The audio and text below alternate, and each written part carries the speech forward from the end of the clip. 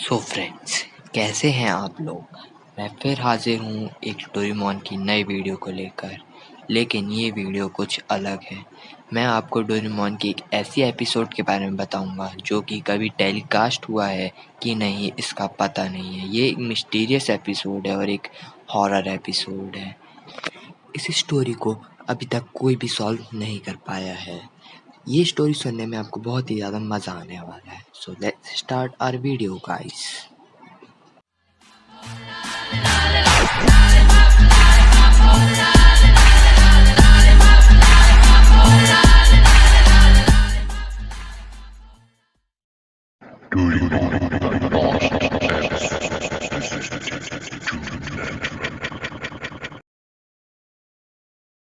सो friends, ये episode मुझे तब मिला जब मैं ऐसे ही सर्च इंजन में डोरेमोन की हिस्ट्री के बारे में जान रहा था।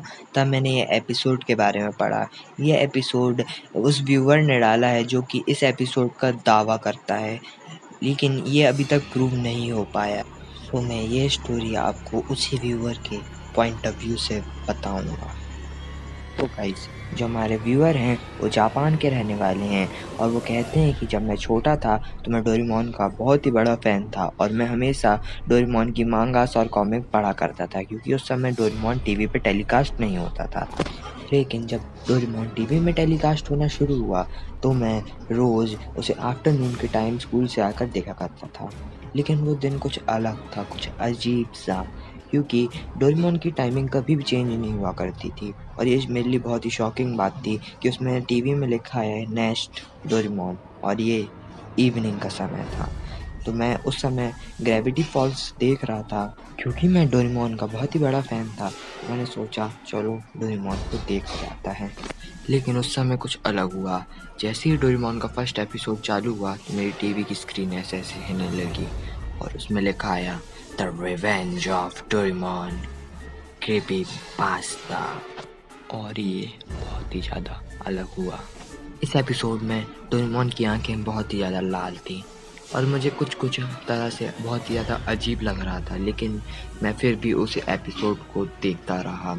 डोरेमोन की स्टार्टिंग में डोरेमोन गुस्से में बैठा हुआ वो अपने रूम में था और फिर नोबिता वहाँ से आता है हमेशा की तरह, जैसे कि नॉर्मल एपिसोड में होता है, डोरेमोन डोरेमोन मुझे गैजेट चाहिए। और लेकिन डोरेमोन इस बार कुछ ज़्यादा ही गुस्से में रहता है और फिर डोरेमोन बहुत ही ज़्यादा गुस्से में बोलता है, आज के बाद मैं तुझे कोई भी गैजेट नहीं दूंगा। और उसकी आंखें भी लाल पे लाल होते जाती हैं और फिर डोरेमोन और नोबिता के बीच में बहुत ही ज़्यादा खतरनाक वाली लड़ाई हो जाती है। और फिर डोरेमोन नोबिता के घर के बाहर निकल जाता है बैम्बू कॉप्टर के साथ। लेकिन जब वो थोड़ी देर बाद नोबिता के घर में वापस आता है तो उसकी आंखें एकदम लाल रहती हैं और वो एक नाइफ के साथ वापस आता है। उस समय वो रात का समय रहता है और नोबिता अपने बेड में हमेशा की तरह सोता हुआ रहता है।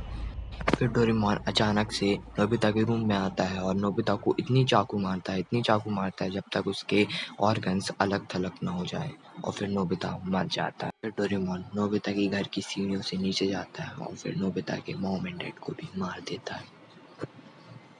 फिर वो नोबिता के घर के बाहर निकलकर नोबिता के सभी दोस्तों को ढूंढता है और फिर एक एक करके सबको मार देता है। पहले जियान, फिर सुनियो और फिर शिजुका, सबको वो मार देता है। एपिसोड के लास्ट में डोरेमोन एक कब्रिस्तान में जाता है और वो स्क्रीन को देखता रहता है और देखते देखते हंसता रहता है और फिर एकदम से स्क्रीन बंद हो जाती है। ये स्टोरी मेरे लिए बहुत ही ज़्यादा डिस्टर्बिंग रहती है और मैं इसके बाद रातों तक सो नहीं पाता हूँ और मैं इसके बारे में विकिपीडिया और गूगल में बहुत ही ज़्यादा सर्च करता हूँ, लेकिन मेरे को हमेशा एक ही आंसर मिलता है, नो रिजल्ट्स फाउंड। इसके बाद मैं डॉक्टर के पास भी जाता हूँ अपनी प्रॉब्लम को दूर करने के लिए, क्योंकि ये बात मेरे दिमाग में घूमती रहती है, लेकिन डॉक्टर भी मेरा विश्वास नहीं करते हैं। इनफैक्ट मेरा कोई भी विश्वास नहीं करता है, लेकिन एक दिन मैं इस बात को प्रूव ज़रूर करूँगा। सो गाइस, यहाँ हमारा एपिसोड ख़त्म होता है, लेकिन सोचने वाली बात यह है कि ये एपिसोड सही में है भी कि नहीं, कि यह उस व्यूअर का सिर्फ वहम है। लेकिन कोई भी ऐसे ही किसी बात को ऐसे वेबसाइट में क्यों डालेगा, किसी की बात ऐसे ही इतनी ज़्यादा पॉपुलर क्यों होगी। ये सब सोचने वाली बातें हैं और रहस्यमय बातें हैं। तो मैं ये बात मान सकता हूँ कि इस एपिसोड को किसी ने गलती से बना दिया गया हो और ये एपिसोड गलती से टेलीकास्ट हो गया हो। लेकिन उस समय यह डोरेमोन इतना पॉपुलर भी नहीं था। कोई ऐसे गलत-सलत एपिसोड को टेलीकास्ट करे जिसमें मार-धाड़ हो तो वो कार्टून बैन भी हो सकता है। ये पूरी स्टोरी मुझे एक वेबसाइट में मिली थी और उसी वेबसाइट में लिखा था कि ये व्यूअर जापान से बिलोंग करता है और ये वेबसाइट लास्ट अपडेटेड हुई थी 2017 में और उसके बाद उस व्यूअर ने इस वेबसाइट में और कुछ भी आगे नहीं डाला था। सो बाय गाइस, अगर आपको वीडियो अच्छा लगा हो तो लाइक शेयर और सब्सक्राइब करना मत भूलना। एम करता हूँ 100 लाइक का। आई होप आप इसे बहुत ही जल्दी कंप्लीट करवा देंगे।